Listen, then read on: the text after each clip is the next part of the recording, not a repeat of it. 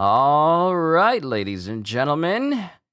Turns out that chapters 194 to 204 were completely redone, and now we're going to read them again. But it's probably best if you see my face when I say this. Yo, peoples! Kyushu92 here, and turns out that every chapter from 194 all the way to 204 was completely redone. After I got done with chapter 204 yesterday, unbeknownst to me, because I just think that, hey, a chapter's released, okay, we're done. But no, I don't know if it was done overnight, or maybe in the evening time when I was doing some other things, but chapter 194 all the way to 204 were completely redone and re-uploaded to Viz yesterday. So now I'm reading all of 194 all the way to 204. So now I can see what Murata has basically changed, because that's what the hiatus was, just basically redrawing the entire ninja arc. So some things will probably change. I checked chapter 193, that one's still the same, but 194 appears to have changed from what it was before, so we're going to be reading 194 all the way to 204, so I hope you guys are ready for it. So let's go ahead and begin with Punch 194, again, Threat. And we have a little image of a hellish blizzard right here, just chilling. Murata knows how to draw some women, I will say that. But now we have Flashy Flash, Oculette, and Saitama here talking to Blast. Enough about pupils. So, Blast, tell me about this god you're fighting. And Blast is silent, as we see the reflection of Flashy Flash in his visor. If you want to join the fight, forget it. You die. What? Are you saying I'm weak? Don't get cocky just because you got the better of me once. I won't rest either. Not until I've dealt God a blow. Why? And Saitama's all like, why? That's a long story, but... Oh, then skip it. Those annoying ninja jogged memories of my time in the village. I said skip it! Calm down! Because it cuts to, what is it? Wind and Flame? Yeah, Wind and Flame when they jumped him. Wind and Flame from the village. The village is an organization that trains super elite assassins. It's deep in the mountains and protected by a barrier, so normal people can't reach it. I slipped away from training to explore the basement with a friend, and found a cube held in storage, in a facility that must have been modeled on it. We also found something asleep in a healing capsule. And it is Flashy Flash and Sonic when they were kids. It was the village's founder, and he didn't look human. He's also known as the Great One. If God granted him power, then everything would make sense. The village was conducting hellish experiments on children to produce first-rate assassins. I suspect it was actually a front for God, dedicated to creating God's minions. Or am I wrong, Blast? And then Blast is silent. I understand how you feel, but I cannot accept your help. What? The Great One was known as Empty Void, and he was my partner. So we get Empty Void's name well before his name is brought up later on. The Great One was known as Empty Void, and he was my partner. And Saitama is listening to this, and then we also have Sitch, who is here as well. While we were searching for the cubes, he fell into God's hands. If we hadn't messed up, the village would never have taken the lives of those youths, and its assassins would never have killed anyone. So this is my problem to settle. You let your partner fall to evil, and then just let him go? I don't like your tone.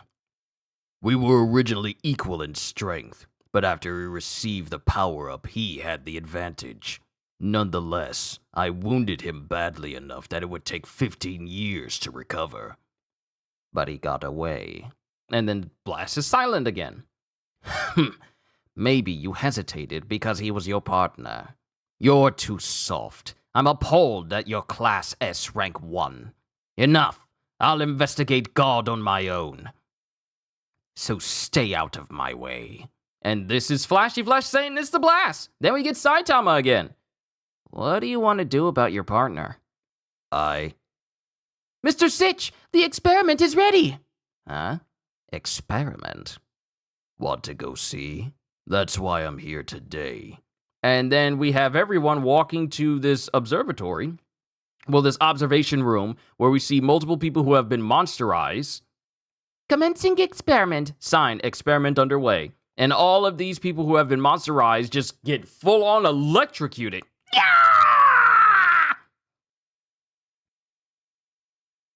An experiment splitting monster cells? Yes, didn't you see it on the news? The monsterized athletes from the martial arts tournament are strong, so we're experimenting on them.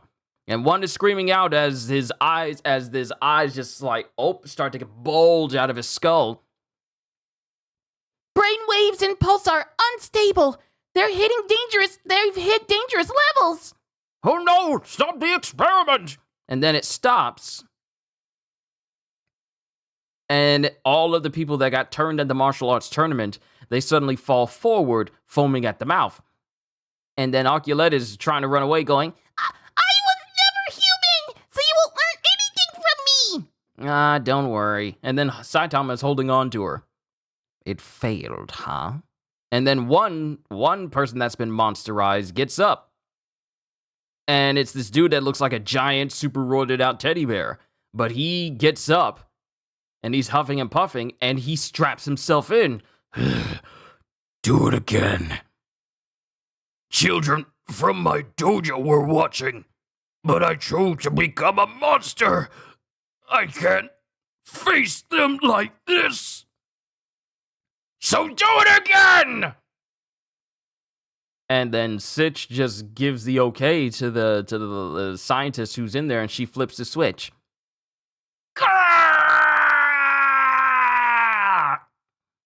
The monster cells have begun splitting.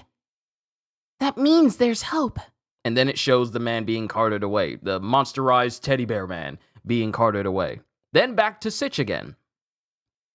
It's just as Silver Fang reported. The key to unlocking monsterization is spiritual fortitude. I bet you want to make your partner human again. And this is Saitama. Then Flash is silent while Blast kind of gives a slight smile to what Saitama said. But has he lost all humanity? Even with all those experiments, you can only pray. Plus, will it even be possible to take him alive?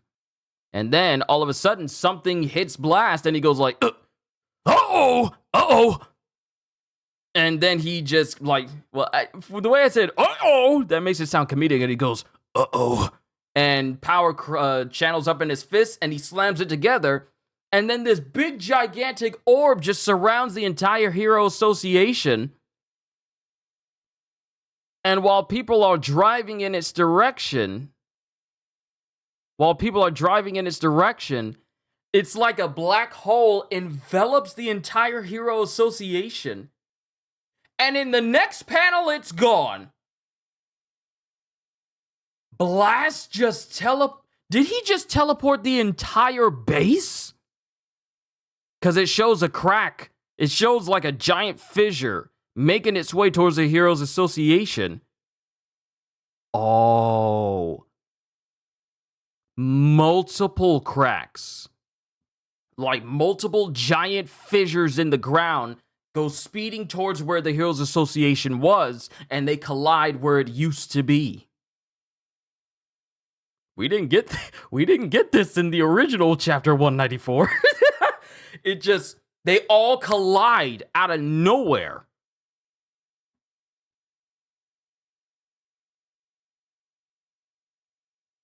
They all collide out of nowhere, and it shows like these giant cracks emanating from where the association was supposed to be, and then the association pops back into existence, and then it just falls directly in the center of where all these fissures were, and it's just there now. Yeah, the whole base just falls to the ground with a gigantic boom. And then we get like a flash at the top of the building, and it's blasting everyone. Yikes! look at the ground. What just happened? And then Saitama's looking like, whoa. That was Void's Dimension Blade. He must have fully recovered. Dimension Blade? I suppose he was just saying hello. How can we fight against that? Dimension Blade? He's capable of that? Yes. And then Flash is like his eyebrow is twitching. His eyebrow is twitching and he's got a bead of sweat. And then Saitama looks back going, can you beat him? One way or another, I haven't just been playing around this whole time. This is just like Tornado. And Saitama's thinking back to what Tornado did when she was trying to fight Saitama. And Flashy Flash, at the end of this chapter, is still having that bead of sweat. That's chapter 194. Okay.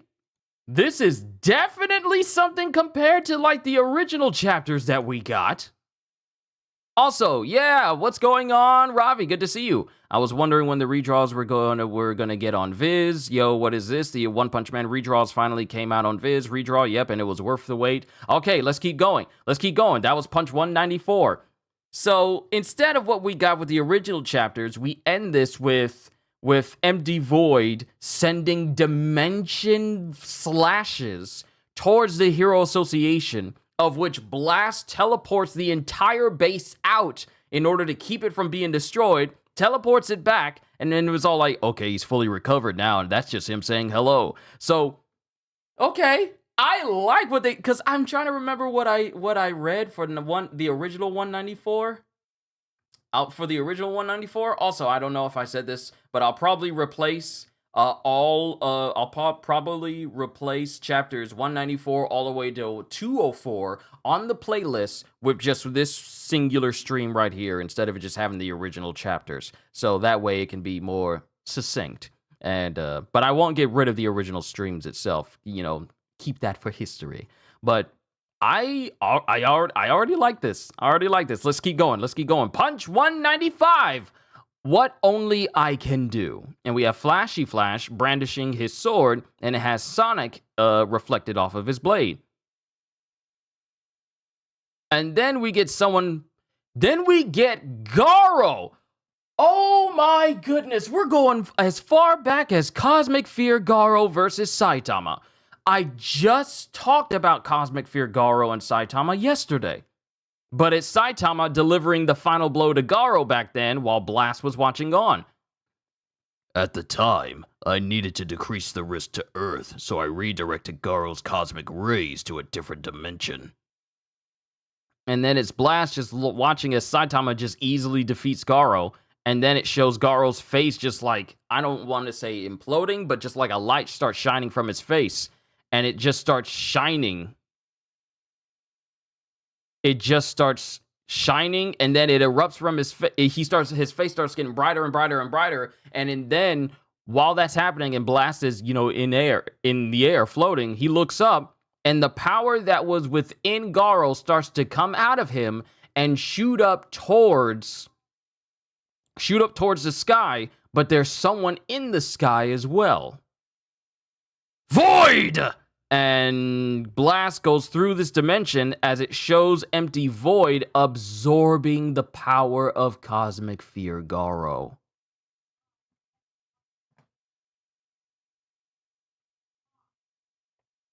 He's absorbing Garo's Cosmic Fear power. They're both in space and he's just absorbing it. And then when Blast puts his arm up, suddenly a black hole appears in front of Blast. And he basically... Oh, this must be like the cosmic rays that Garo had.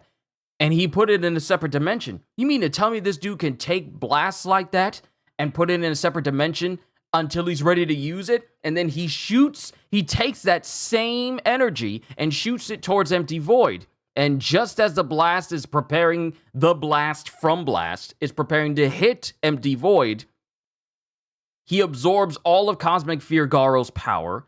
And then, in a split second, he grabs both the swords that he has on his back, and slices straight through this cosmic ray. He just slices through it. He slices it into 4 pieces, and they fly, above him, below him, and to the left and right of him, and they just explode in the distance. Him just casually slicing through concentrated cosmic rays. Then Blast tries to redirect some more portals around him and shoot more of this cosmic ray at him, and Void literally grips. This is so much cooler than chapter 195, because I don't remember this at all. He literally grabs space, like how Whitebeard grabbed the air before he flipped Marineford. Empty Void literally grabs space and just shifts out of that space. He just grabs it and just pulls the space around him, and it envelops him, and he's just gone. And those cosmic beams from Blast just miss him entirely. He literally grabbed space. And then Blast is just there in space by himself. And now we're back. Wow, this is actually so much cooler than what we got from the original chapters. Now we're back in the present day. He absorbed the power that escaped from Garo, grew stronger, and returned. Can he travel across dimensions like you? Yes. Then speed alone won't beat him. Ever since, he's been lurking in another dimension and planning to attack. He won't get away again. But how will you beat him? What's Dimension Slash? A superpower? It's one of God's powers. It comes from God's higher plane, striking regardless of the target's distance, energy, or size. And the scale depends on the strength of its wielder.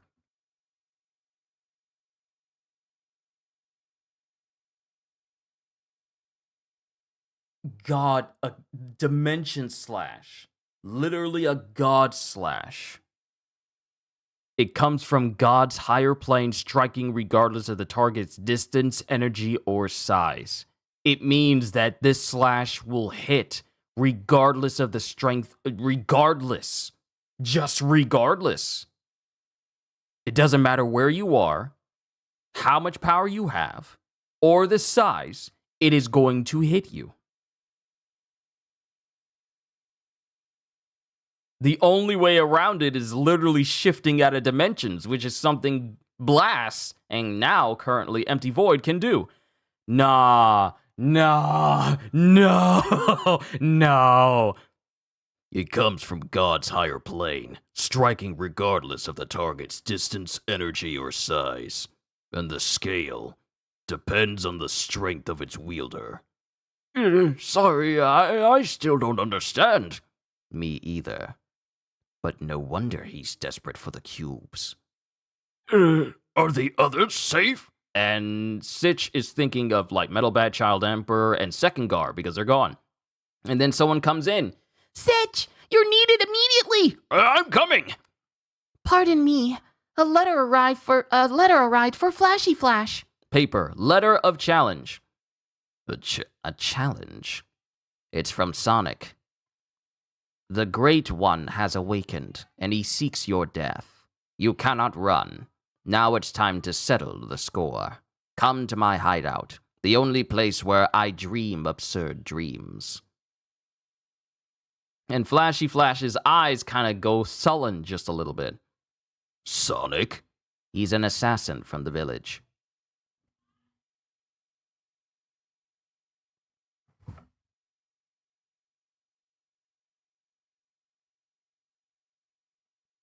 Okay, sorry. That was just a tree pickup outside. I was wondering, like, who's driving outside?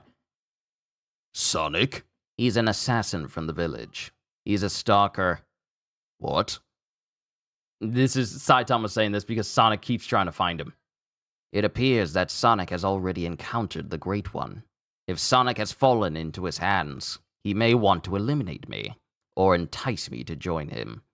Or maybe just kill you before the Great One does. Sorry, what's the deal with you two? Bad blood. If I go, the Great One may also show himself. This is an opportunity, Blast. And Blast agrees. I agree. But if I go with you, Void may be wary. You go ahead. If Void shows up, then signal with his alarm, and I'll be right there. Until then, I'll work with Sitch to address any dimension slashes on branch offices or other cities. Understood. And then we're just back with the Heroes Association being in the center of literally God slashes. Dimension-breaking slashes. Or at least slashes from another dimension. This is so much better. This is so much better. I love this. So the hideout is really the address on the back of the envelope? Do ninjas give out their addresses? And then Flash is all like, What will you do, Bald Cape? I won't stop you from coming as my pupil, but... Nah, you two got this. I'd rather have curry udon noodles with oculette. And Flashy Flash ticked off for the fact that Saitama doesn't want to go with him, goes like, do as you please. So long! And so long! And then Flashy Flash just immediately runs, and we get, like, flashbacks. You came here as a child, right? Your memories from before hold your ego together. But I was born here and raised in the training program. So why do I still have my own will? The instructors call me defective, but they're wrong. I was born with a strong heart, so they can't break me. I have a dream for the future. I'm going to reach the top and lead the village. And this is a young Sonic and a young Flash. While they're chilling out, camping by the fire, after one of them has killed like a giant bat creature. I'm going to reach the top and lead the village. I'm going to destroy the organizational structure and raise the other orphans in a more permissive atmosphere. Assassination skills are only useful for killing people. What really has value is the strength to live however you want. But we can't do that now. I know you'll help me, Flash. The look in your eyes is like mine. I've got a possible spot for the new village. Really? And they both look at a map at a spot where they want to put their new village. Hashirama and Madara, really. And we see this mountain range in this flashback. Well, we see the mountain range of where it's supposed to be, and then we cut to the present where we see this gigantic trash heap. And Sonic is standing in the center, while Flash lands just outside. You came. Yes, to this place of absurd dreams. You remembered. How can I not when you've beaten it into my head? I'm sorry. I love that cinematic from Crisis Core. You remembered. They built a road here a few years back. A waste company thought the remote location was ideal for illegal dumping. Don't you think it's the perfect spot for reaching the goal of our dream? And they both start drawing their swords. Let me ask something. Was this an order from the Great One? Don't be ridiculous. That walking corpse has nothing to do with this. But running into you recently reminded me that we never settled which of us is better. And then Flash just lets out a slight smile, at least partially relieved that the Great One isn't directing his actions. I knew you'd never fall under anyone's control, no matter who they are. But we cannot stand against those slashes, and we cannot escape. This was a place of freedom for us. No one will interfere if we try to kill each other. Sonic may just want to end our rivalry once and for all. So, Sonic, I shall be present for your death. It's something only I can do. And this is when they start to get ready to fight. Okay, I like how these chapters are being done.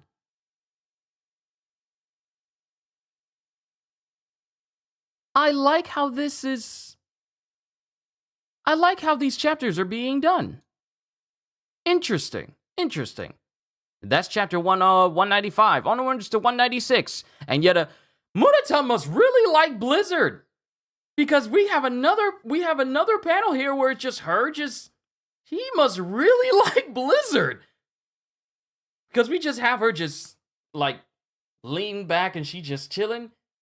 He really know how to draw some women. I'm just going to say that. Punch 196. Speed of sound. Speed of light. You'll be present at my death? As if. I'm the one who taught you swordplay. And then Flash is silent. And then we got another flashback. I like these chapters. Way more exposition in a good way compared to what we got the last time. Hey! You're always on Team 5, right? I'll teach you how to use a blade. Because apparently Flashy Flash really is an adept at using a blade because his cuts are kind of jagged and not really refined. I'll teach you how to use a blade. Otherwise, you'll never improve. My shinobi name is Speed of Sound Sonic.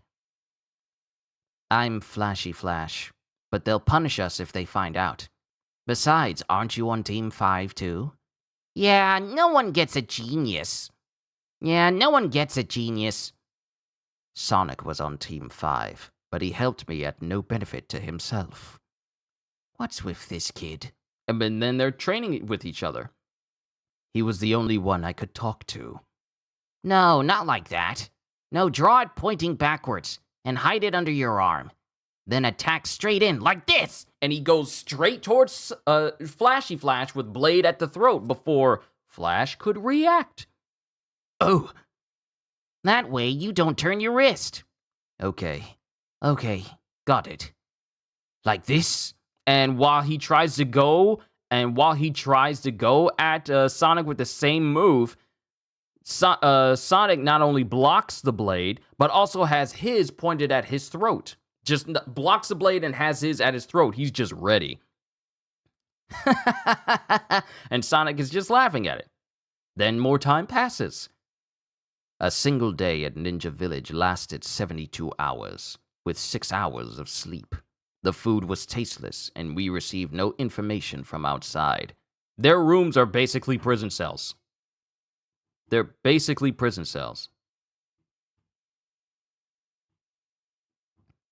food was tasteless, and we received no information from outside. We spent every day as machines learning how to kill, so showing emotion was against the rules. And we have this one instructor covered in scars and a sick-looking mohawk. Dark-skinned brother. He's a dark-skinned brother with scars and a mohawk. Love to see it. The emotionless were considered superior. But it shows Sonic and Flash as young kids. They're smiling at each other. And then it cuts to present day where they're clashing against each other. And, there's a juxtaposition to their facial expressions. While Flash was smiling back then and Sonic had a serious face, Flash now has a serious face while Sonic is smiling. And they just keep clashing with each other. Sonic brings out a kunai, and Flash blocks it and brings his sword towards Sonic. Sonic backflips out of the way, and they just continue to slash against each other. Each one backflipping and artfully dodging out of the way.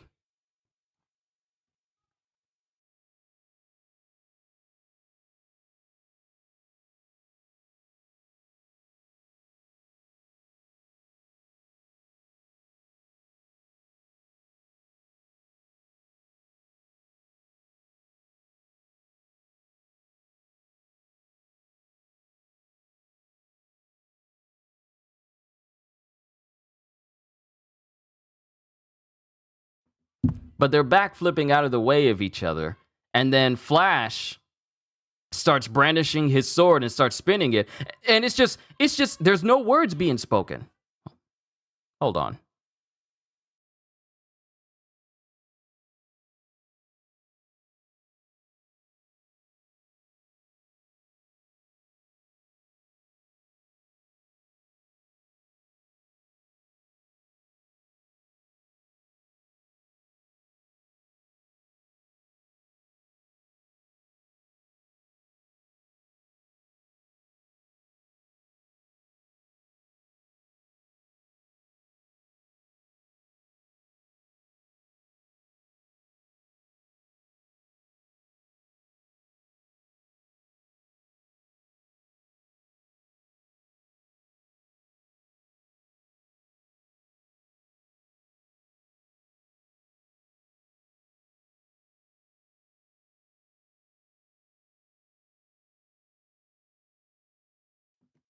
Everything's good. Just had to double check on something.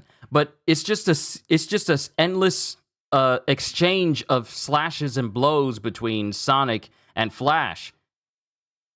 And then there's kind of they launch at each other, and they both use the move Wind Blade, and they kick each other with extreme speed. This is a wonderful looking double spread panel.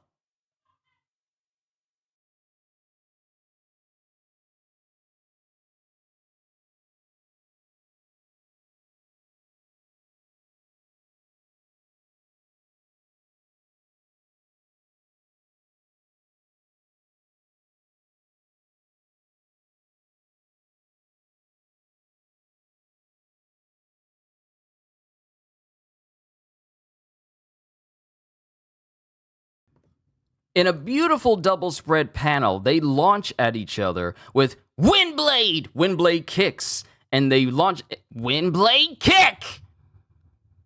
Well, actually, they're both saying this. Wind Blade kick. And they try to hit each other, but then they dodge out of the way to keep from getting hit. Absolute technique. Flashy kick. And Flash kicks away Sonic, and then we just see an explosion of the impact. But then we see a whole bunch of throwing stars come out of the dust cloud, along with Sonic. So not only is Sonic speeding way up, and mind you, Sonic just threw these stars ahead of him. But then his speed surpasses his own weapons, and he launches past them. So when that happens, he speeds past Flash, who blocks him, and then he's behind Flash and throws some more stars, so that Flash has to respond to the stars behind him and in front of him. And when he jumps out of the way, when Flash jumps out of the way,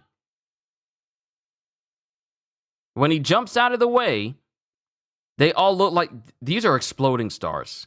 These are exploding stars. He jumps out of the way, but then they start to follow Flash. Exploding shuriken! And then it just shows the explosion envelop Flash, and then Flash is falling out of the smoke. And then Sonic is around Flash with like multiple after images with 9 Shadow Burial! And they all look like they're about to use Wind Blade kick! From all directions, but Flash sees through all of it, and he slices through all the after images. And when he does, he blocks the sword from Flash from underneath him, and then he just goes to straight up punch Flash in the face. Is this the first time we see Flash using a move that doesn't consist with him kicking someone or slashing someone? Flashy fists! And it just... Oh my goodness! I like how this is illustrated. It just shows Flashy Flash from the top, from like up high in the sky, punching Sonic with these rapid fire punches that seem to have shockwaves emanating from every single one of them. And then the punches just hit the ground, and it's just covered by punches everywhere. And then Flash lands. You know, after doing several somersaults. I never expected I'd have to use absolute technique against you. You've become strong, Sonic. It's too soon to give up. The way you are now, we could. And then Flash is saying this while multiple weapons that don't belong to Sonic immediately hit his position. But he's already gone. And there's multiple people walking in. Who are you guys? Oh, it's the Tenon party. Sonic, this is the time and place we agreed for luring him out. Why would you do this? I never did trust you. Oh well. We will now execute the village traitor, Flashy Flash. And then all of a sudden, someone gets knocked behind the Tenon party. Gah! How dare you! Sonic, did you betray us? You survived my flashy fists? I wanted to kill him myself rather than hand him over to you bastards. I almost did, but then you interrupted. This is between me and him, so butt out. And all the rest of the Tenin party are all like, eh? I've had enough of you guys acting like my superiors, so never show yourselves again. Are you crazy? We'll execute you too. We're all elite ninja. You must know you'll lose. And then Sonic, looking with a serious face, goes, Actually, they're insignificant compared to him. And when he says this, he envisions Saitama standing over them all. Because out of everyone Sonic has faced, Saitama is the only one to really surpass all of his expectations and just like overall scope of strength. You didn't fight Bald Cape all those times for nothing. They've saved your life, Flash. Skip the bluster, Sonic. For now, let's shut them up. Agreed. And that's the end of chapter 196. I like how this was done. It shows a lot more than the fight between Flashy Flash and Sonic. Flashy fists? We didn't get that last time. But let's keep going. Chapter 197. Ooh, a cover page with Saitama. What I wouldn't give to just have a game where I get to play as Saitama in all of his strength in like an open space. Whoa, I need it in my life. I need it. Punch 197. Bad blood. Show me your skills, Aunt Rusty. As if you can judge me. And then we have one member of the Tenin party with a whip sword coming in going, Fool! You're fast, but not as fast as my weapon! Listen as my cutter whip crosses the sound barrier!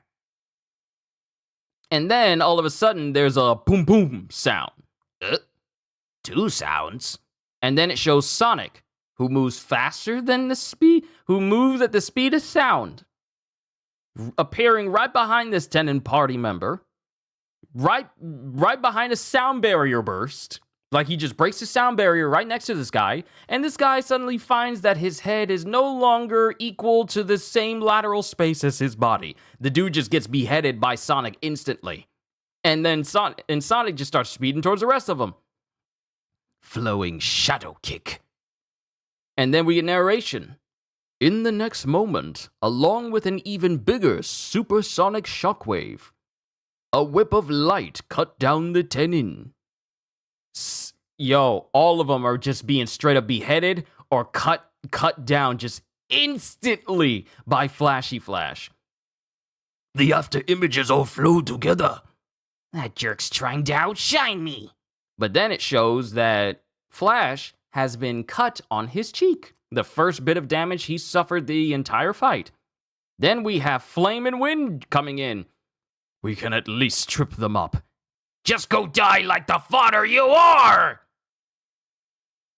And they get kicked out, and both Flame and Wind get kicked out of the way because they're pretty much insignificant right now.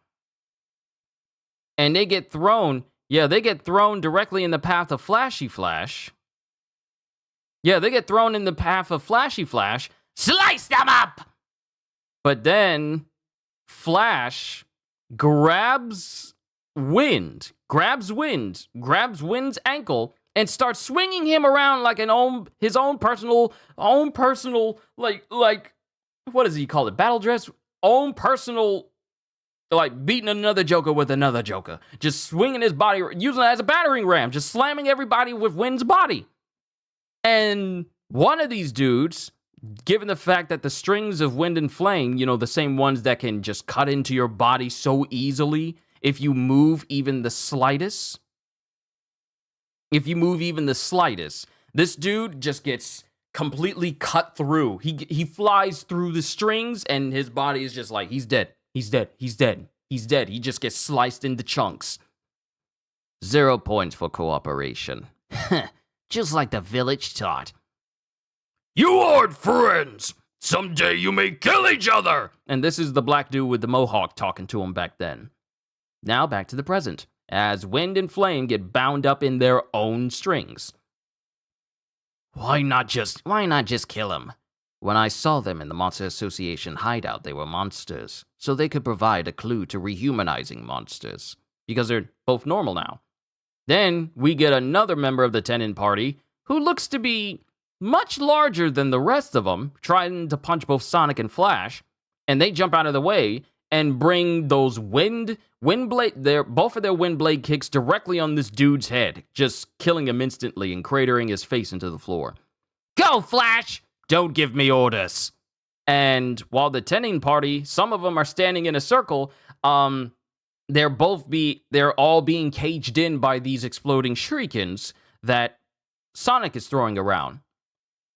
And then it shows Flashy Flash, who's on top of a trailer. I want to say an RV trailer, as it's airborne, and he just jumps and he's moving in a flash. Really, he just slices through more people. And while all of this stuff is being thrown up, mind you, these explosions are tossing huge chunks of metal into the air. Flashy Flash is using these footholds as means of propelling himself forward to cut down these members of the Tenon party.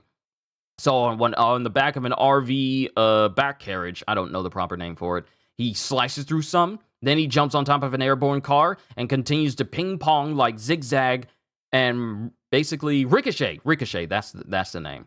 Ricochet between other members of the Tenon party and keeps slicing through them. Ooh! And in a nice and beautiful double spread panel, we just get the speed effect of Flash rebounding through every single member of the Tenon party that's currently in the center here. He's just rebounding off these pieces of trash, and he's just slicing through all of them. Put your backs together. Did those two do cooperative training? And underneath some trash that's on the ground, Sonic jumps up out of a hole in the ground. The same way Naruto did when he beat Neji. Jumps up out of a hole in the ground, and in one single spin, slices the head off of the rest of the Tenon party who are trying to hide back to back. You know, this is what Zabuza warned Kakashi and his team about during that one arc in Naruto. Flash just takes them all out by their blind spots, slicing their heads off in an instant. They're all dead. All of the Tenon party is dead. I like how this fight between the Tenon party was done better than the last version that we got. I love it. I love this one much better. Did those two do cooperative training? Not telling. And he just kills them all. Then it falls silent. I assume you had fallen to the Great One's authority. Huh? Don't be ridiculous. I don't care about that old husk. This was just a perfect chance to cut ties with the village and test your skills. And you don't seem completely useless. You can be the new village leader's helper. Oh, that's right. But can the leader be weaker than me? On second thought, I'll kill you. He was always like this. And that's the end of chapter 197. I like how this one was done. I really do. Onwards to chapter 198.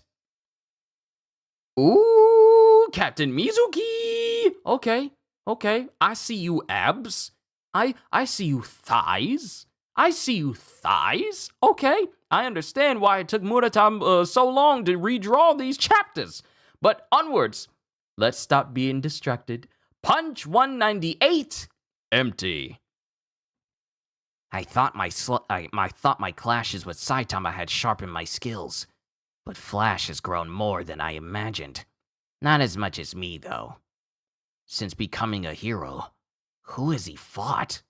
And then it shows Saitama, Garo, and, Silver Spermatozoon.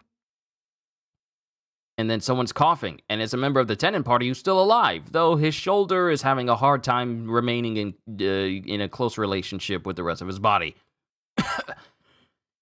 Impressive. So it was a ruse that you were a loser in the village. Flashy Flash, why did you betray us? He's a pain in the butt like that. And Flash is quiet. And then the dude who's bleeding out he starts smiling and goes, You're no match for the Great One. He unleashes countless ninja techniques of immense power, as if they're magic.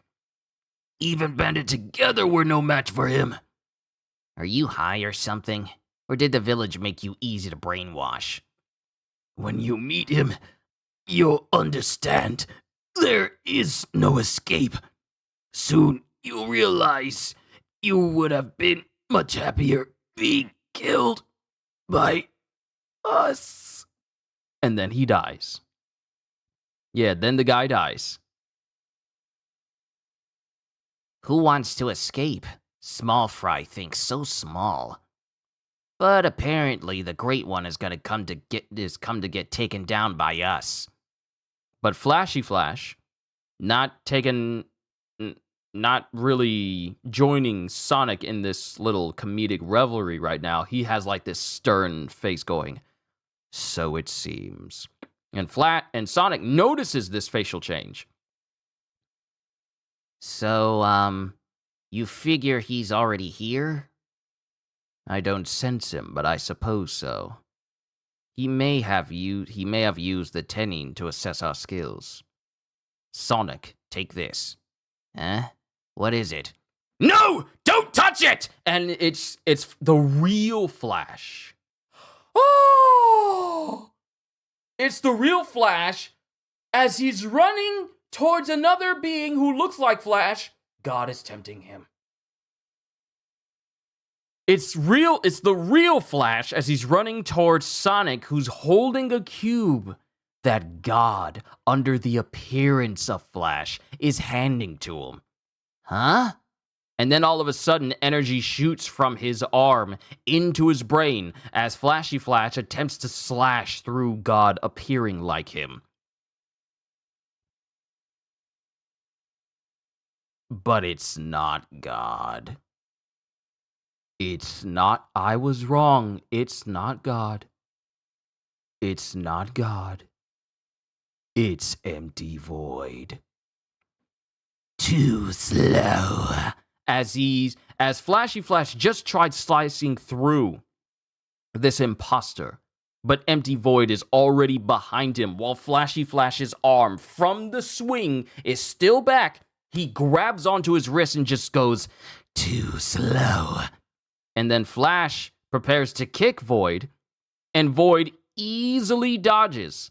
And Void then touches the same cube to Flashy Flash's chest. And then that same energy shoots into his brain as well. And then Empty Void is just standing there, smiling at Flashy Flash as Flash's vision goes dark. And it's dark. And it gets darker and darker. And then we have Flash waking up in this empty space. Back in his same old getup when he was a kid. When he was younger. Huh? Where am I? And then he sits up and he sees Sonic standing. He sees Sonic standing on the hill, looking like they did when they were kids. Sonic! You're awake, Flash? I'm glad I fled the village with you. We vowed to reach a place of dreams, and here we are. And Flash is standing there as he's thinking back to his memories. Oh, right. This place is... What a relief. I was having the worst nightmare. And mind you, from the side of Flash, he sees what appears to be Sonic. But from the other side, we see this fleshy, growthy body texture on the other side, signifying that this is God attempting to tempt Flash. I was having the worst nightmare. Any nightmare is better than life in the village. Now you and I can build an ideal village here. We'll work hard together, Flash. As he tries to place his hand out for Flash to take, and we see the veins on God's hand here. You know, the tempting hand of it. Yeah. To be continued. That's the end of chapter 198. The introduction of Empty Void here, I think is far scarier than the original. Okay. Chapter 199. Let's move on to that one. Oh, we have Tornado.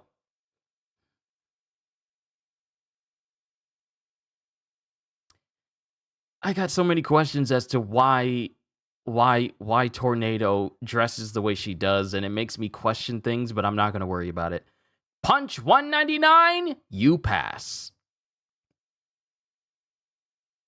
And while it shows Sonic and, while it shows Flash and Sonic trying to, appearing to hold hands, a fist appears, and then it hits hits Flash directly in the face. And it's Sonic who punches away Flashy Flash to knock him out of this stupor. You awake now? Speed of sound, Sonic. Do you not welcome me in, you impious fool? He must enter through weakness of the heart.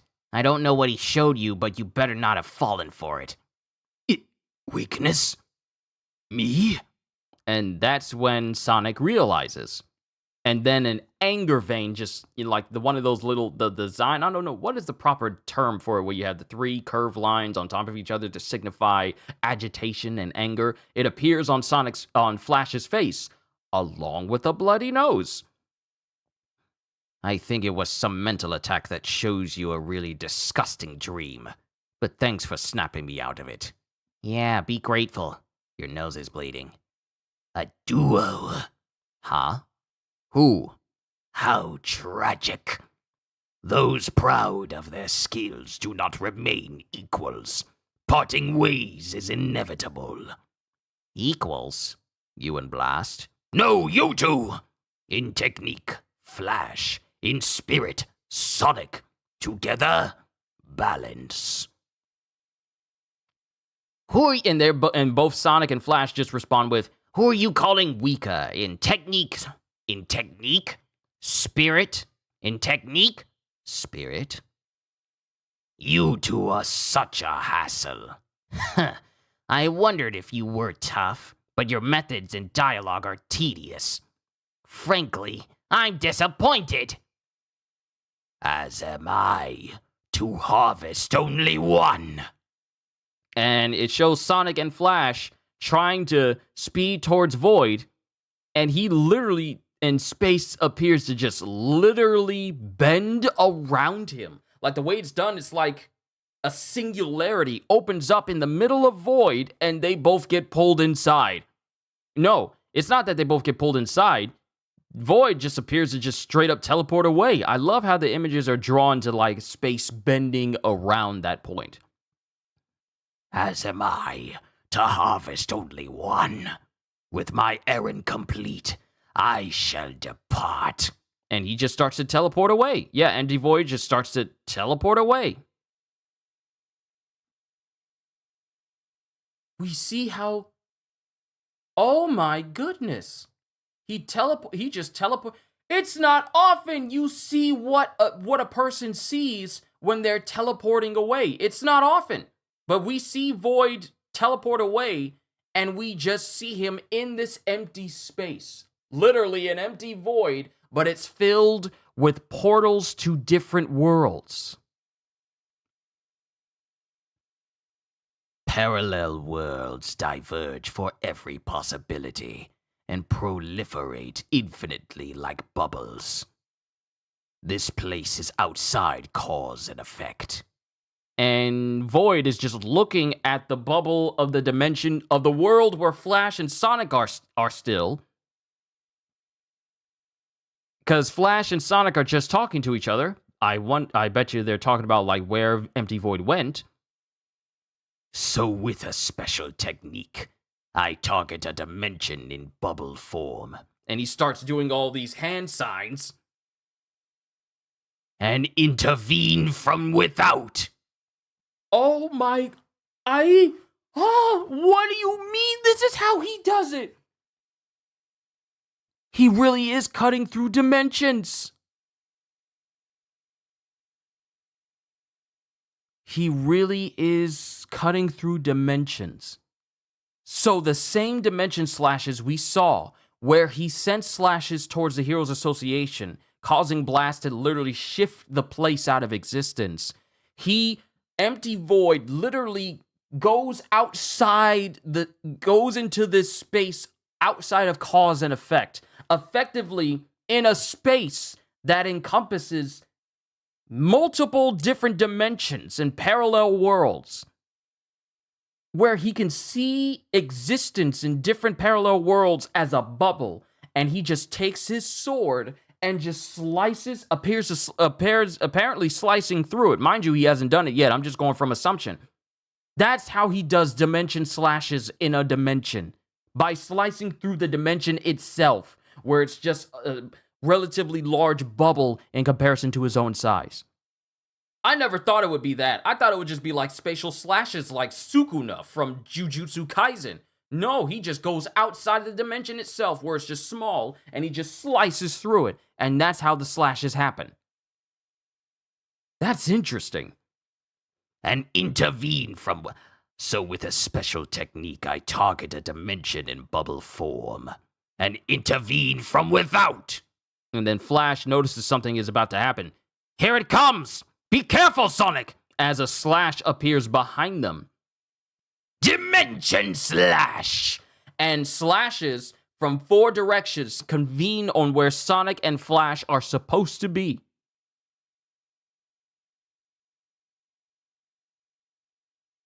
And it shows that Flashy Flash has been slashed in the shoulder. But it appears that Sonic's entire upper torso has been sliced off.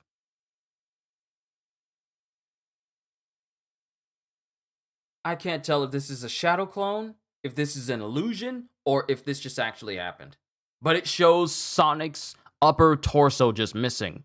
And then Flash, distraught by the sight of his friend, which he won't admit, going, "Sonic!" Then another dimension portal appears and Void starts talking. Wow. Then Void starts talking to Flash again. You cannot resist my temptation. Become my servant working to eradicate humankind. From subspace, I shall clear the world's refuse. As Void prepares to use the cube on Flash again. But then he gets punched away by Blast! Gravity Knuckles! Blast is just here now and he punches away Void. Sent flying into a gigantic explosion on impact. And then from where Void just landed, he explodes after having all this rubble dumped on him. He just jumps up and goes, "Blast!" And from underneath Blast's cape, we see that Sonic is fine. What the? You fell for it. I used a gate to hide the upper half of Sonic's body in a different dimension. How did you know I was... How did you know I was here? Oh, wait, no, this is Flash going, "How did you know I was here?" The letter to Flash was suspicious, so I pretended to warp someplace else, and followed Flash from the air. I lost sight of him along the way, but Dimension Slash helped point the way. He literally lost sight of him because he lost sight of him in the mist in the mountains. You both overcame the cube's temptation. You did good. You pass. And that's the end of chapter 199. Okay. All right. Okay, I see you. Onwards to chapter 200. We're on the home stretch now, ladies and gentlemen. Also, real quick, hold on.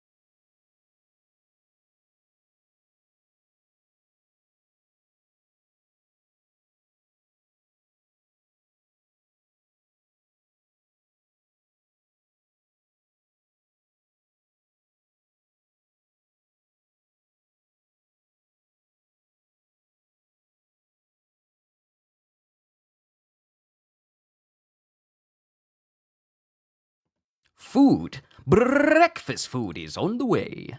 Oh, I got some editing to do for this session when it's over. Moving on to Punch 200, fully restored. And it's back to Seiryu, where he gets released from the hospital.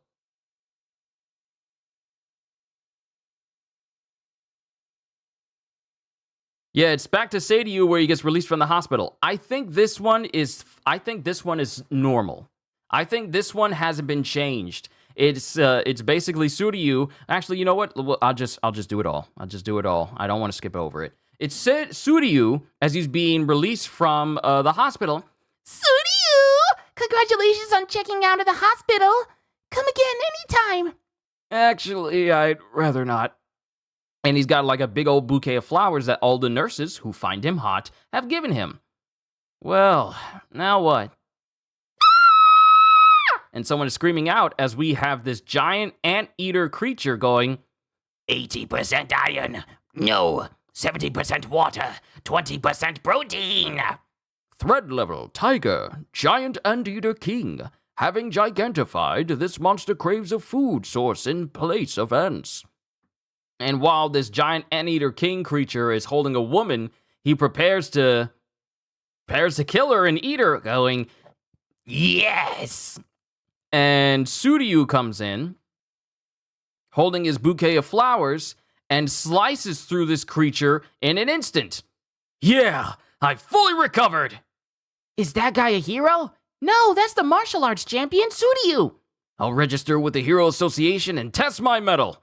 And while he's walking around, he's seeing advertisements for Neo Heroes everywhere.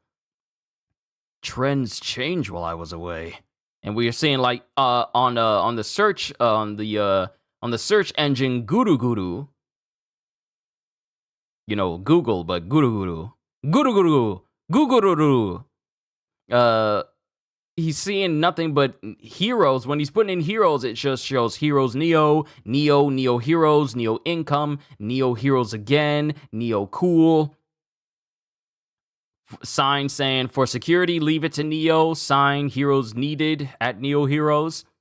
Doesn't matter. I want to be an HA with that guy. And he's looking for a recruitment application for the Heroes Association. Then something flies overhead, and it's an even bigger anteater head. Duh! That other monster's parent? Threat level demon. Giant anteater emperor. Something like this happened before. And he's thinking back at the, like, maybe it could be Saitama. Because remember when Saitama punched the head off of that one dude, and it landed directly in front of Suryu during the martial arts tournament. Could it be him?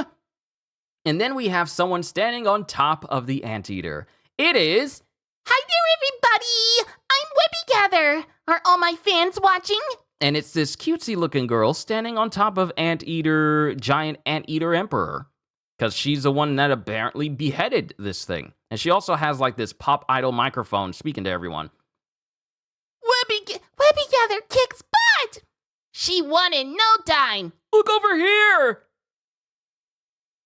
I took a break, but I'm back stronger than ever. I'm also gonna work as a hero. Now. I'm a Neo Idol. And then she just takes this big old giant jug of water and she just chugs it.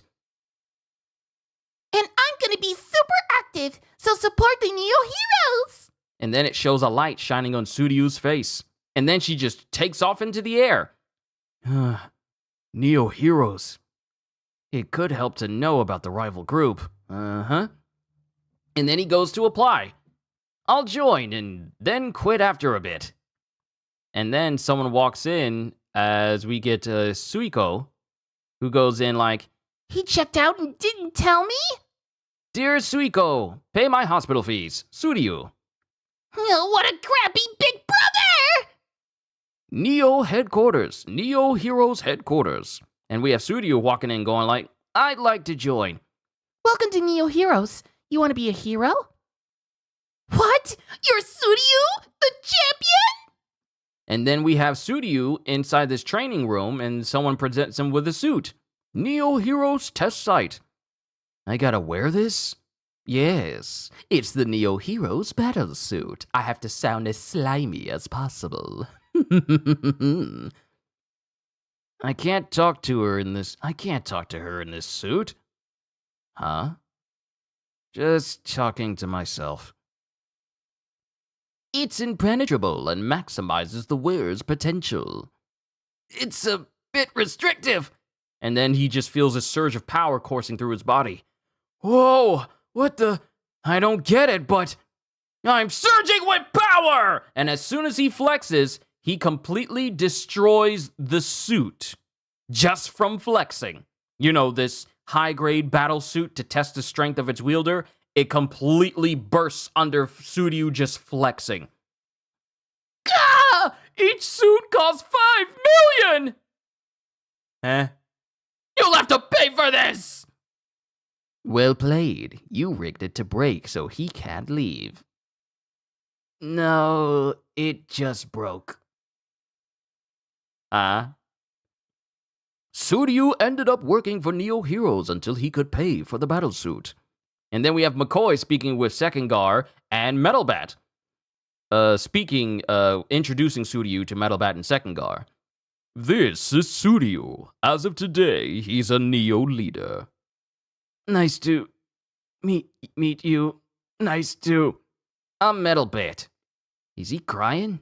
And that's the end of chapter 200. That didn't really change much compared to... the last time I read this chapter. Punch 201, Neo Leaders. And we have Webby Gather at the front. How can I ever face Saitama? Saitama? You mean Bull Cape? The guy who's always hanging around Demon Cyborg? You know him? And then McCoy again. These heroes are like me. They changed allegiances due to the corruption and dithering of the Heroes Association. Dude, you're the corruption. You're the dithering. Right, Sekengar? Yeah. Don't lump me in with you. That's right. Compared to HA, which only recruits battle-ready heroes, Neo Heroes is more flexible and looks to the future. Diabolical Emperor. This organization has a system for fostering talent. From now on, young aspiring heroes will flock here, and those who don't make the grade will end up as Class C or Class B heroes at HA. The trainers are also super first class. As someone walks in, and it's Super Alloy Blackluster, brandishing a shirt and gloves over his scarred physique.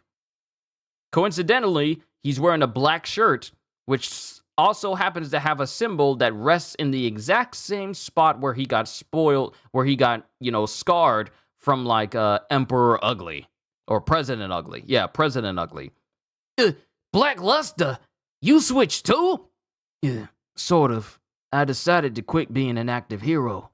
I was frustrated with pro-heroism, so I'm thankful to Neo Heroes for showing me a new way of life. And Sekengar and Metalbat are kind of taken aback by one of the strongest people in HA just suddenly behaving so apprehensively. Aha! You could be gutless and still be Class S at HA. But that ain't good enough for Neo leaders, so be careful.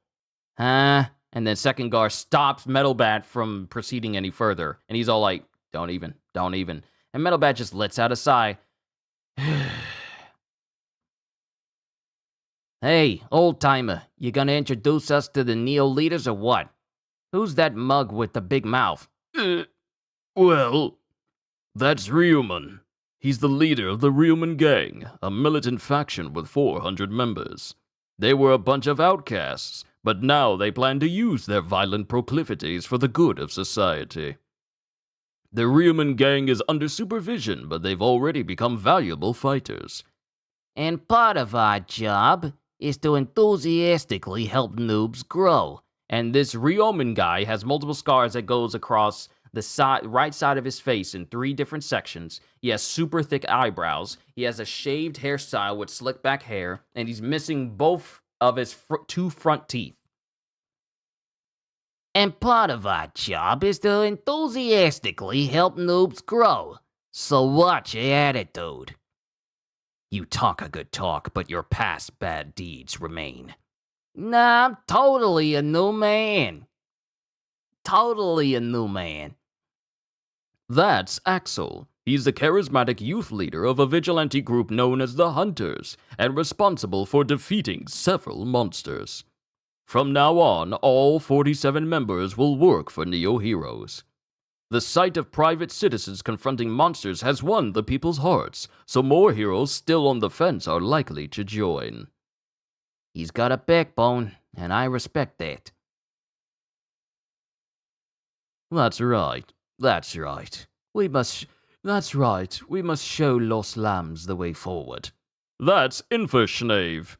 He's the founder of the Otherworld Rebirth Doctrine, whose ranks have swelled the last few years. His 3 million worshippers support Neo Heroes.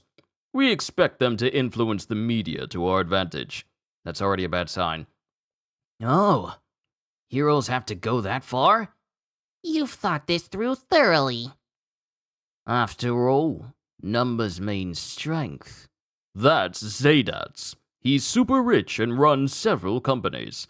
I have 40 million followers on social media, so follow me. I don't do social media, and for that, Metalbat is one of my favorite characters. Neo's abundant resources are largely thanks to him. Will he be a combatant? Isn't that risky? No need to worry. No need to worry. I pour the most wealth into my own gear. What a bunch of paupers. Sorry, I was getting eyelash extensions. And it's Webby Gather as she walks in with everyone else, and Suryu and Diabolical Emperor just look at her.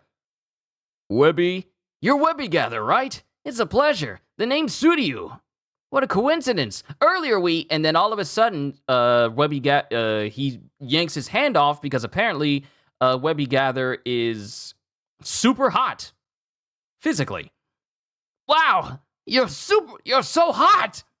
And then it shows like her eye kind of wide, but it's very obscured. But then she just smiles at him with her eyes closed, going, Sorry, I just ironed my costume. Hands off or you'll wrinkle it. Okay. My bad. As you already know, Webby Gather is a pop idol who has fanatic support from teenagers. Anyone who insults her risks her rabid fan base's wrath. Kind of like Taylor Swift fans. During half a year off, she underwent numerous experiments to become an enhanced human.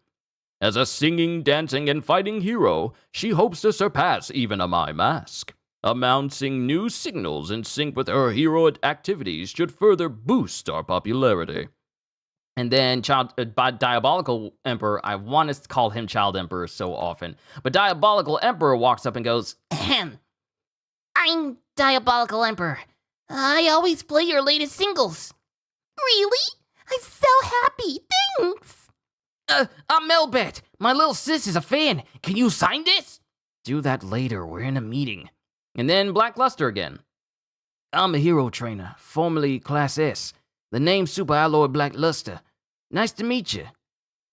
And then someone walks in, and it's Raiden the Sumo. Do you really intend not to fight? And that's the end of chapter 201. That's the end of chapter 201. Onwards to 202. Again.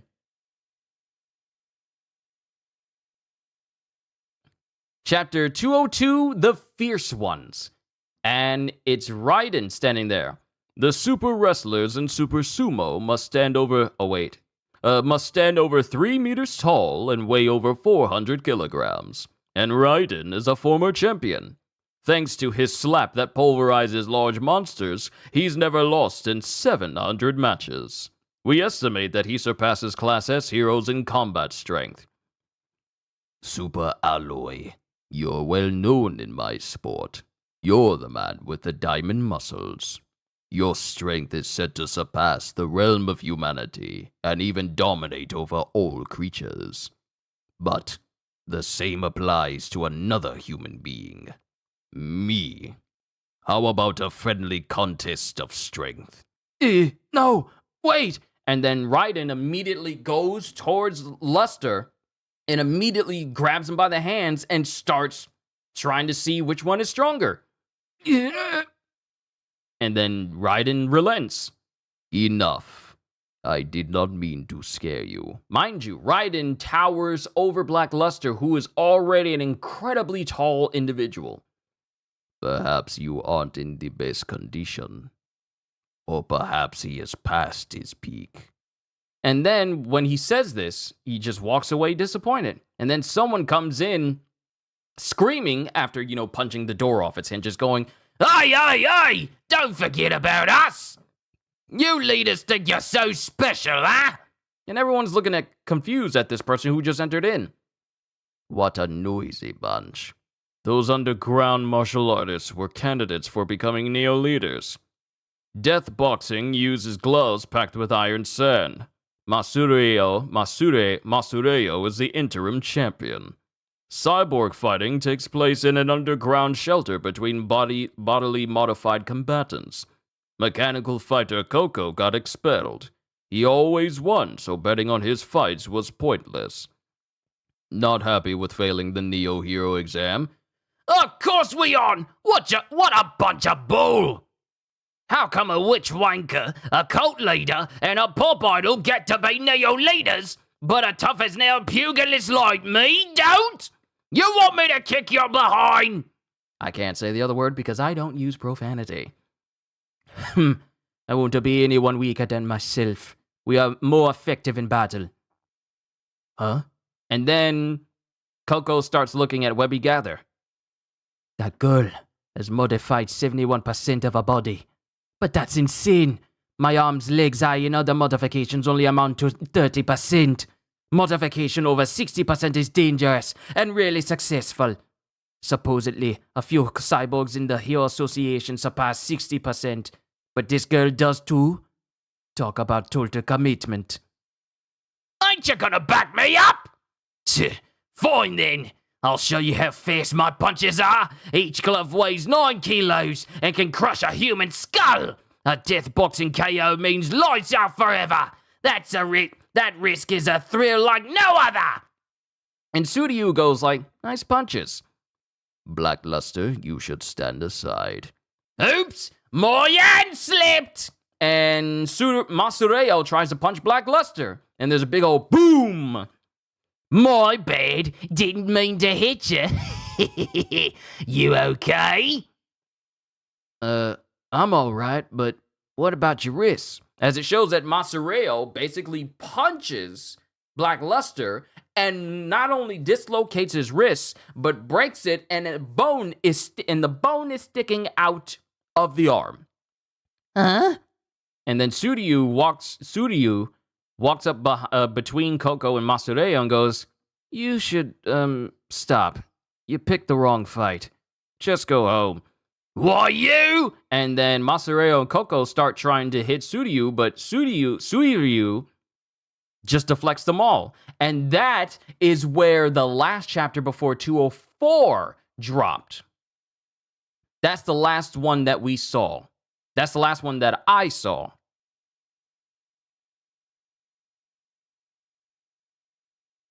So now 203 continues what happens. Now here's my thing, though. Here's my thing. I'm going to go to my channel real quick. Because I know for a fact that I did 203. I know for a fact that I did 203.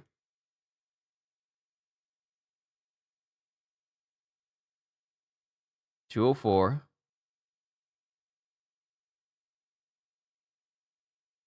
Yep, I did 203 a month ago. I did 203 a month ago. So this one, 203, is new. 203 is new. Punch 203 Aura. And it continues, because we didn't get this in the last one. It continues what happens between Masureo and Coco as Suryu is just casually blocking all of their punches. And then McCoy chimes in. And mind you, Suryu is fine. He's fine. His style is to have no style, but as you can see, he's got skills. That's Suryu. And then it shows Suryu kicking away Coco. Yeah! of which he lands into another individual who appeared in yesterday's chapter, but we never got the name of, so because the last chapter kind of skipped over that. But then he bumps into someone, the dude with someone with like a nerdy hairstyle and big old glasses, going, Oops, you okay? That's A. He's an assassin with a special Class A bounty on his head. His combat techniques are effective against monsters. Like Ryumon, he's under supervision. Go easy. Try to avoid injury. And then Sekkengar. I'm Sekkengar in the intelligence department. Supervision? Or could it be that sheltering him from the police was a condition of his employment? The Hero Association is also testing the use of... no, this is a Diabolical Emperor chiming in, going, The Hero Association is also testing the use of outlaws. Effectively managing them could set a good example. In view of recent events, it's a rational choice. This is Diabolical Emperor, a former Class S hero. It's a pleasure. We're grateful to have a 10-year-old genius join us. I hope he will someday be a major player in Neo Heroes. Effectively manage us? Good luck with that. I'll do my best. I've identified Neo's source of funding. As usual, good work. because, Emperor and Sekkengar are working together. Money laundering through deals with criminals, helping the super rich and occult dodge taxes, and selling the results of experimentation on heroes. It's almost as if their main purpose isn't heroism at all. I agree. Through McCoy's connections, I'll establish contact with Neo's upper echelons to determine the organization's policies and general philosophy. That should provide further evidence for your suspicions. What tricks is Neo up to? Then we get Black Alloy, Super Alloy Black Luster. Wow, they expect great things from you, Child Emperor. As a trainer, I'll work hard too. And both and Metal Bat and Sekkengar just look up at Black Luster. Thanks. I'm glad to hear it, Black Luster. I was surprised to hear that a Class S hero like you had retired. I don't shine like I used to, so no one sees me as a hero anymore. Oh no! No! This makes my whole analysis about Black Luster even worse because of the depression. He's suffering. He's still suffering right now. I don't shine like I used to, so no one sees me as a hero anymore. What kind of crap is that? Yes, well, reevaluating one's aptitude is important. But can you lead people as a trainer if you have no confidence? And that kind of calls Black Luster's line of thinking into question. Because Emperor's right. How can you lead people to trust you as a trainer if you don't even have confidence in yourself? Never mind that. Having a former Class S hero as a trainer attracts talent. That's upsetting. That is so upsetting for McCoy. Who cares about his mental state? Who cares? As long him being here will attract people. That's all we need. I hate McCoy. I hate him. I hate him. This line of dialogue alone makes me hate McCoy even more. Not even cognizant of Black Luster's state of mind. Just him being here. He's not here to help Neo Heroes be better at all. They just got him here because he's just a walking billboard advertisement to draw more people in, regardless of his mental state. I hate McCoy. I hate McCoy. I hate him. I hate him. Never mind that. Having a former Class S hero as a trainer attracts talent. And Metal Bat starts to get angry. Pull it together, man. You're huge, but you look tiny.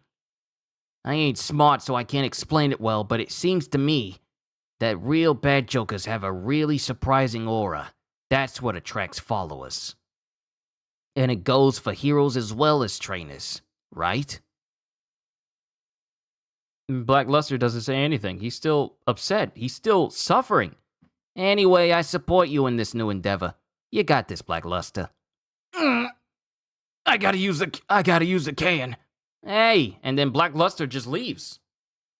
Yeah, and then suddenly his stomach starts gurgling. Like, did this dude get so nervous that he has to use the bathroom all of a sudden? What happened to this man? What happened to this man? This is serious.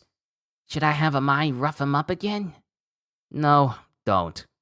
The problem is his spirit, so he has to fix this himself.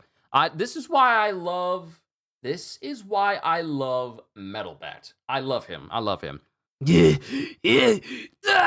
Stop dissing me! This guy's a pro hero?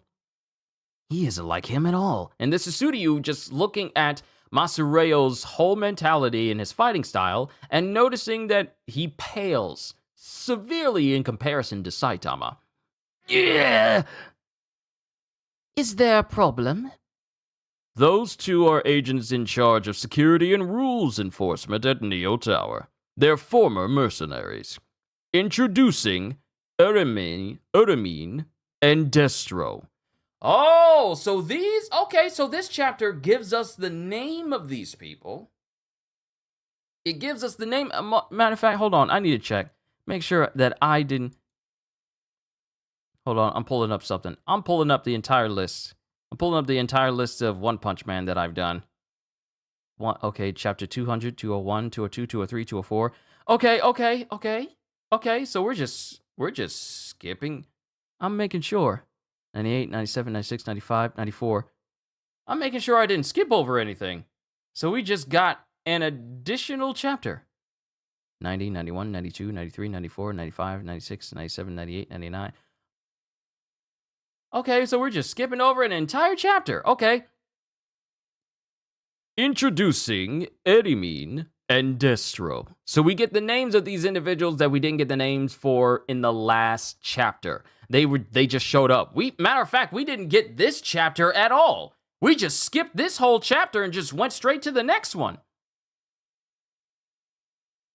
Huh. And that's the end of that chapter. We get introduced to mercenaries Eremine and Destro. That's their names. And that's the reason why they were on the cover page of Punch 204 Special. That's the reason why they were there, because they got introduced in the last one. But we didn't get them. We didn't get them at all. Okay. Interesting. Punch 204 Special. And this is when they both enter in. Let's not have any quarrels between Neo heroes. You aren't Neo leaders, so you must leave. Come with us. Get your hands off of me, you pig! I got a busted wrist! Come on, look alive, man! We came to bash heads and become leaders! Are you a coward, you cyber freak? But Coco is not saying anything. Hey, what's wrong? Body modification rate 94%. Referring to Destro. We'll escort you to the recuperation room. 95%. Referring to Eremine, yeah. They both are 94 and 95% modified. So, I brought this up yesterday, but I'm going to do it here. I was worried about Webby Gather due to the fact that she's 71% modified and she terrifies me, but I'm even more intimidated by Destro and Eremine due to them being 95% modified. Yet there's not a single sign that they've been modified to the extent of Genos, because Genos is heavily modified all the way down to pretty much his entire body, I want to say. Just that he just has skin over his face, and that's it. But with Eremine and Destro, Redestro is from My Hero. They look completely fine and completely human without a single cybernetic part of them, and we don't know the fullest extent of the modifications done to them. 94%, 95%. It would be best if we don't cross these two. Coco is remaining silent while Masureo is completely dumbfounded about what's going on. Then we get someone falling to the ground with Emperor and everyone else. Oops. Huh? Webby Gather. What happened? McCoy, send medics! Thank you, but I'm fine. I just have a slight headache. My bodily modification surgery connected my brain directly to the main server here. and recently it feels like someone's been sticking a hand in and feeling around. Huh? As Emperor starts sweating, and Webby Gather, and like I said yesterday, in one of the creepiest panels of this entire series, stares blankly with a smile on her face as if she's like Megan from the movie Megan, just stares at him. But before Webby Gather can deduce that it's diabolical Emperor that's been poking around, Suryu picks her up and goes, "That won't do! Ah! You need emergency care!" And even though he's burning, Suryu goes, "You feel hot. A high fever, perhaps?" No, totally wrong! My family just got here with my breakfast. I'm going to go help bring that in. Then we're going to continue with the chapter. Hold tight, everybody. I'll be right back.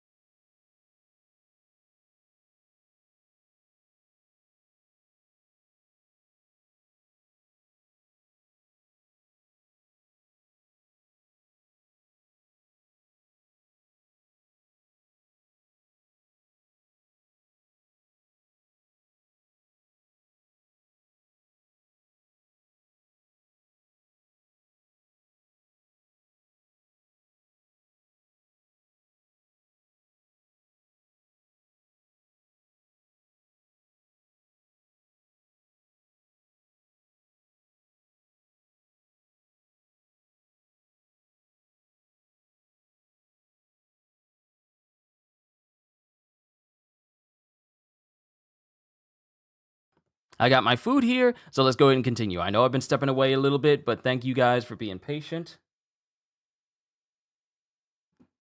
Let's go ahead and get through this chapter, and then I'll call it a session. Then I'll eat my food, then prepare for the beginning after the end, which I may have to push back in order for me to eat my food without rushing.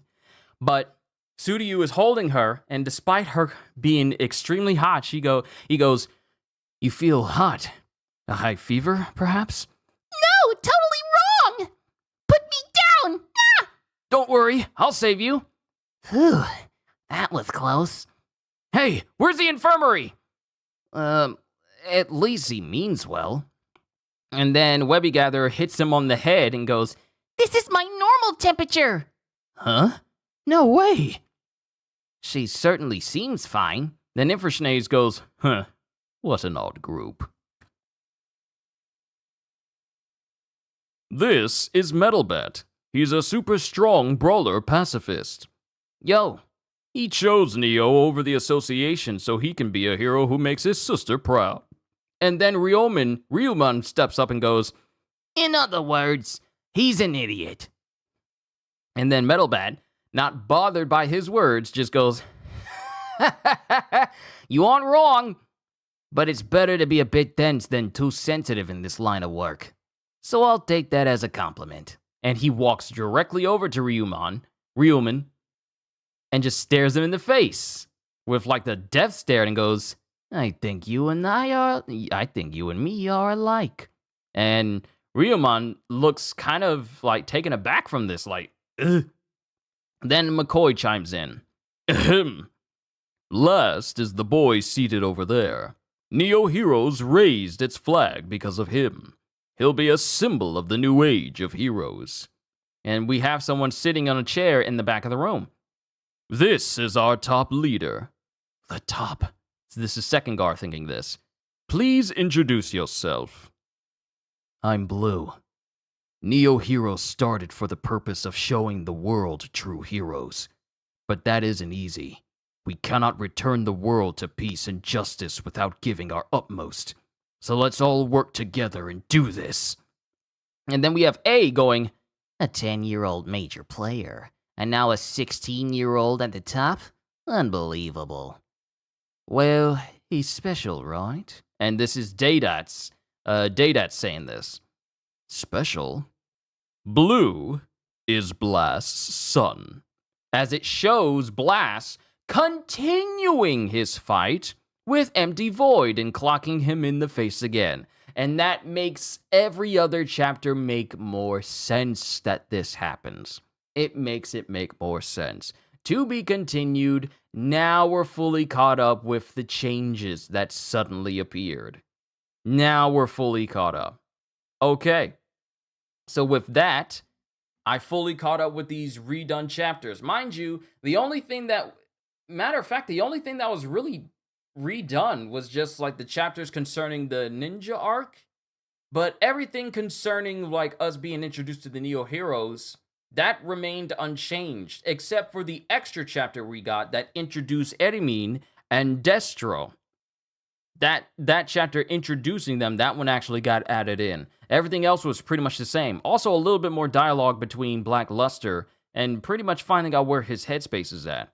Thinking that no one sees him as a hero anymore because his muscles have been scarred.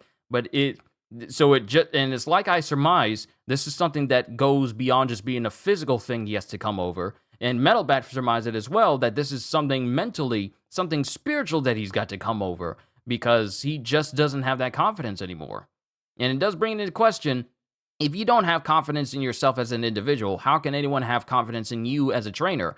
And I guess he gets nervous, gets the bubble guts, and then he just has to run off. So the way these chapters are set up now, I appreciate them. These redraws are actually quite nice, and I like them. For the ones that were actually changed, though. And seeing how Empty Void's power works, he literally shifts himself out of the current dimension he's in into a void space where multiple dimensions are all around him. And the dimension slashes from him is him literally going outside of the dimension he wants to cut and cutting into the dimension bubble, causing those dimension slashes to happen in that dimension. That's busted. That is completely busted. Not only that, but we find out that Blast took all that energy from Cosmic Fear Garo and kept it in a separate dimension himself and tried to use it against Empty Void, who absorbed the power from Garo when Garo lost. So, originally,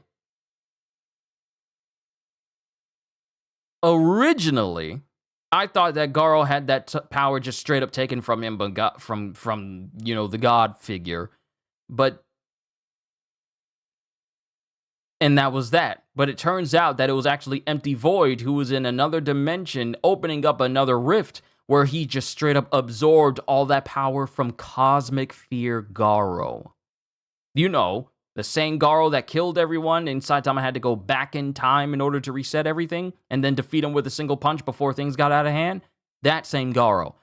He just absorbed all of that power, yet still is getting clocked by Blast, so that speaks a lot about that. So it feels like it's paced in a good way, or maybe we all read all at once. I feel like things make more sense with the way it was doing here. Not saying that things didn't make sense before, but things feel far more condensed and paced better than the last time I tried to read.